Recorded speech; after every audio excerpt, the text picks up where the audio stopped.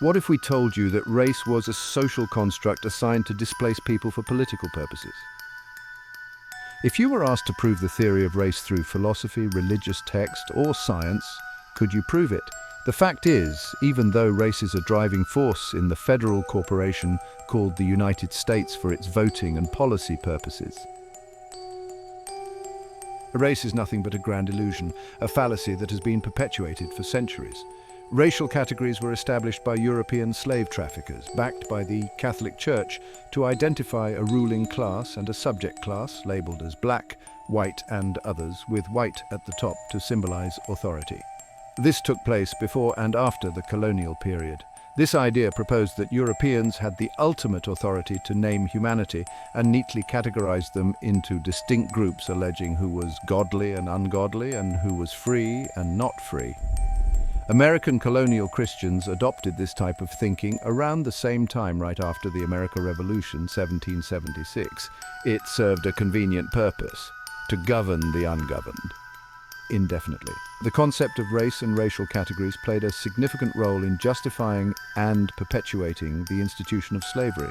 As European powers began to colonize different parts of the world, they used the idea of racial superiority to justify the subjugation and enslavement of people from Africa, the Americas, and other regions. The rise of racial categories helped to dehumanize enslaved individuals by portraying them as inferior based on their race. This allowed slave owners and proponents of slavery to rationalize the inhumane treatment of enslaved people and to maintain the system of slavery for economic gain. It is important to note that the idea of race is a social construct with no scientific basis, and the exploitation of enslaved individuals was driven by greed, power dynamics, and the desire for cheap labor rather than any inherent characteristics related to race.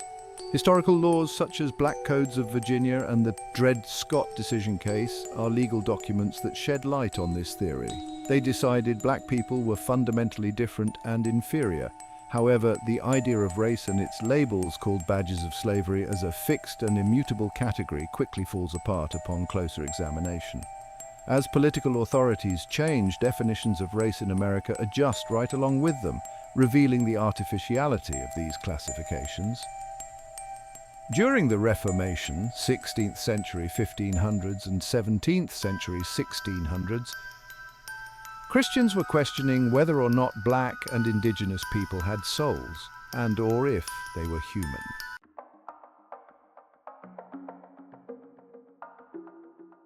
Defining ethnicity and nationality. Ethnicity is all about people, groups who share ancestry, traditions, language, and stories that connect them across generations.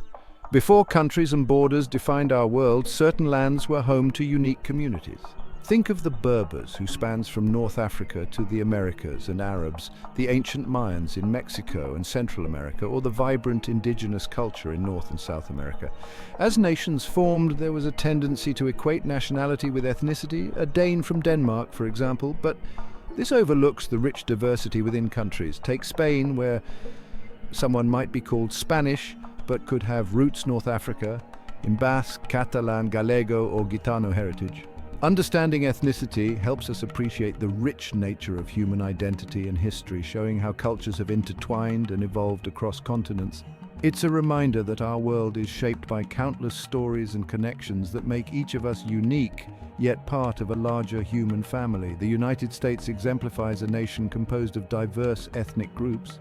Many individuals cherish both their ethnic and national identities, holding onto their cultural heritage with pride.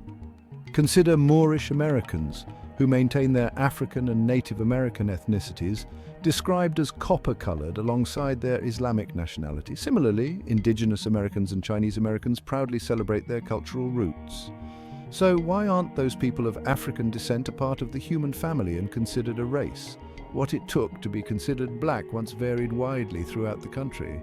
Some states used the one-drop rule, which assigned blackness based on even a trace amount of African ancestry. Other states used fractions like 1/4 or 1/16. Based on these varying outlandish standards, so-called black people could change races just by crossing state lines. This further shows the inconsistency and the arbitrarily constructed nature of race.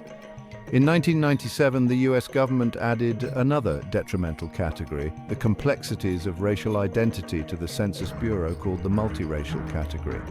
Race is a false classification of people that is not based on any real or accurate biological or scientific truth.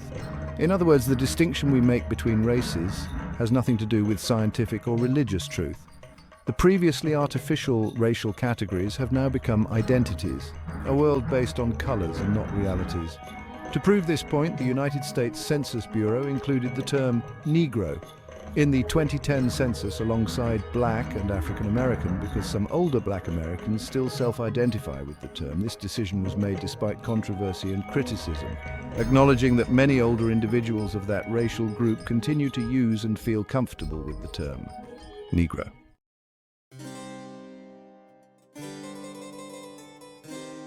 To truly understand how the terms black and white became so entangled with racial prejudice, we must journey back to medieval and early modern Europe. During this period, long before modern concepts of race took hold, the colors themselves carried profound symbolic weight, shaping perceptions of good and evil, purity and sin. Blackness, often associated with the darkness of night, became intertwined with negative connotations. It evoked fear, mystery and the unknown.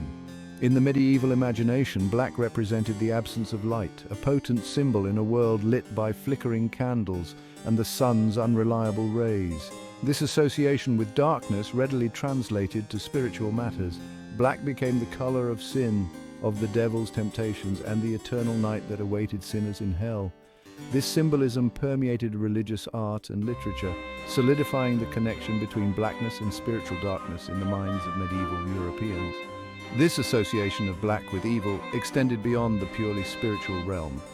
Black animals, particularly cats and ravens, were often seen as familiars of witches or demons, further cementing the color's connection to malevolent forces. In a world where superstition and religious belief were deeply intertwined, these symbolic associations held immense power, shaping how people understood the world around them and ultimately how they would come to perceive others.